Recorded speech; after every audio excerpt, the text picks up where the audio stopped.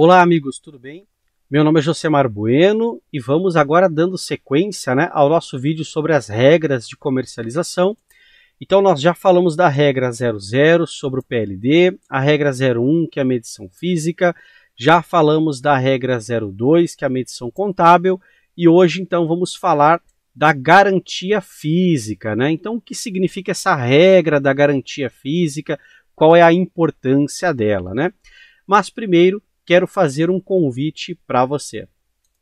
E deixo o convite para que conheçam então o nosso curso de Mercado Livre de Energia.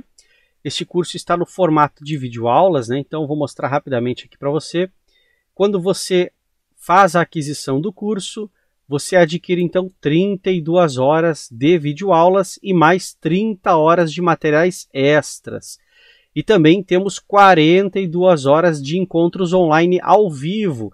Esses encontros são aos sábados, iniciando no dia 17 de fevereiro até o dia 23 de novembro de 2024, das 9 horas da manhã até as 11 horas da manhã.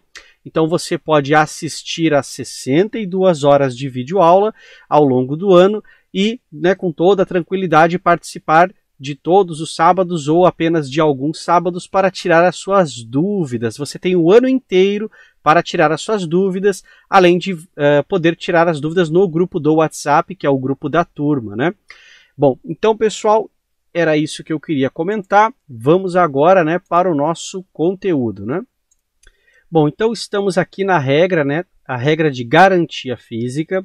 E o que é garantia física, Vamos entender essa ideia sobre garantias de alguma coisa, No Mercado Livre de Energia, quando você vai vender a energia, a pergunta que fica inicialmente é a seguinte, O consumidor ele está se comprometendo a pagar por aquela energia que vai ser produzida, afinal é um CBL, um contrato bilateral livre, então o consumidor está comprando diretamente do gerador.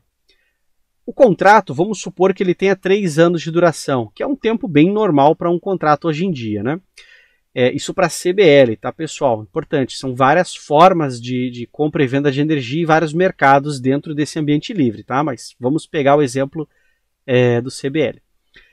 Então, a pergunta que fica, na verdade, é a seguinte, como eu vou ter certeza que aquele gerador ele vai conseguir entregar toda a energia que ele prometeu no contrato, E a questão é que para você poder registrar uma usina, outorgar uma usina, homologar a usina, ou seja, para que ela esteja de fato em operação comercial, ela passa pelo critério de apresentar um lastro e também cumprir a regra da garantia física, Então eu vou mostrar um pouquinho aqui da regra para vocês. Pronto, então estamos aqui na página 7, essa regra ela tem 96 páginas, As regras elas têm na média entre 70 e 100 páginas. Bom, então nós temos aqui, vamos lá. Para as usinas, como elas têm diferentes tipos, então por exemplo, não dá para usar o mesmo critério de garantia para uma usina hidráulica e uma não hidráulica, Então existe uma lógica por trás, e a lógica está representada nesse quadrinho aqui. Então diz o seguinte, aqui nós temos a tipificação das usinas, nessa coluninha, e aqui nós temos então a divisão da garantia física, a regra que vai calcular ou a metodologia para encontrarmos a garantia física. Então veja só, para as usinas hidráulicas não participantes do MRE, que é o mecanismo de realocação energética, que a gente vai falar dele também mais adiante. Então a regra ela é definida pelo Ministério de Minas e Energia. E aí existe então uma portaria que define como calcular, e quem faz o cálculo para algumas situações é, no caso, a EPE, que é a Empresa de Pesquisa Energética. Então existe todo um regramento, todo um rito para usinas que são hidráulicas, mas não participam do MRE. Agora, existem algumas usinas em que elas não precisam ter a sua garantia física definida pelo Ministério de Minas e Energia. Então, olha só o que diz aqui, aquelas que são não definidas pelo Ministério de Minas e Energia, então equivale a geração medida da usina no período de comercialização. Então você produziu, a energia foi medida e na hora de fazer a contabilização, aquilo que de fato foi produzido, essa é a sua garantia física. Então você não pode vender mais do que você produziu, né? Agora, e se for uma usina hidráulica e ela pertencer ao MRE? Aí não tem jeito. Aí a garantia física precisa ser aquela definida pelo Ministério de Minas e Energia através de uma portaria, né? Então ele publica uma portaria com um método de cálculo e para algumas situações, como leilões, por exemplo, quem calcula é a EPE, né? Bom, aí nós temos as usinas não hidráulicas, né? Então, por exemplo, uma usina fotovoltaica, uma eólica, uma biomassa, certo? Porém, deixa eu arrumar aqui.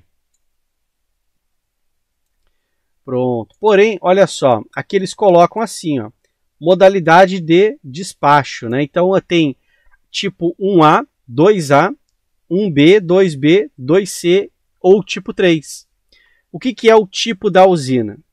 Uma usina do tipo 1A é uma usina que, se ela vier a falhar, ela vai causar, né, um problema, por exemplo, de até 30% de blackout, né, ou seja, ela vai derrubar 30% do sistema e talvez 3 estados. Então é uma usina muito grande, não é pela falta da energia em si, é mais pela, vamos dizer assim, pela forma que ela está conectada no sistema, né? Porque ela pode prejudicar uma linha e aí aquela linha não consegue fazer todo o abastecimento. Então você tem um problema em cadeia, né?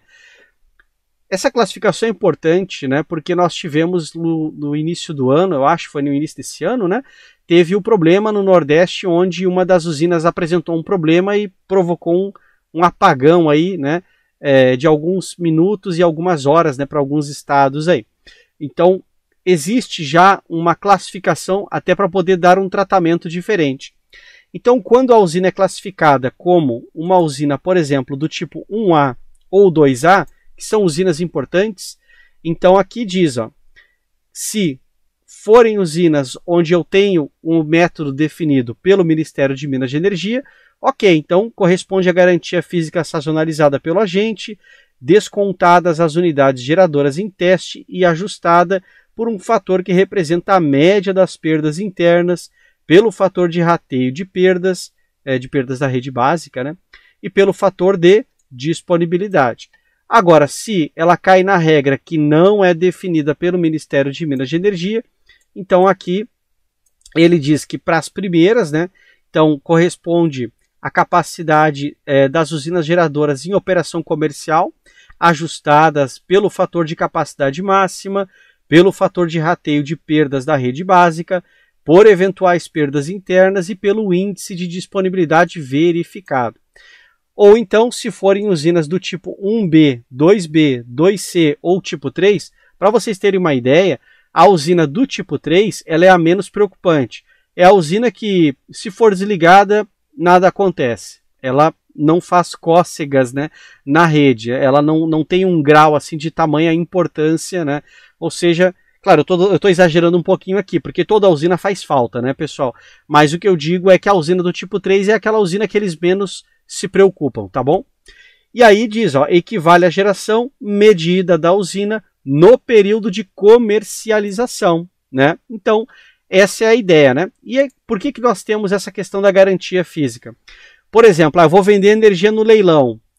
Eu vou vender energia às vezes durante muitos anos depois de um leilão, certo? Então eu preciso ter uma garantia física, né? Eu preciso ter um método que calcule e diga se essa usina é capaz de abastecer, né, de vender a energia no leilão, né? Agora, eu vou vender a energia num contrato bilateral. Aí o método é outro, né? Por isso que nós temos critérios diferentes aqui nessa regrinha, e aí cada caso nós vamos derivando a forma de como tratar a garantia física nesse caso, né? Bom, por hoje era isso, né, pessoal? Deixa eu fechar aqui. E antes de me despedir de vocês, deixo mais uma vez o convite. Então deixo o convite para que conheçam o nosso curso de Mercado Livre de Energia. O link está na descrição do vídeo e não custa nada, né? Visitar a página e conhecer então a proposta deste curso. Certo, pessoal? Então, Um grande abraço e até o nosso próximo vídeo.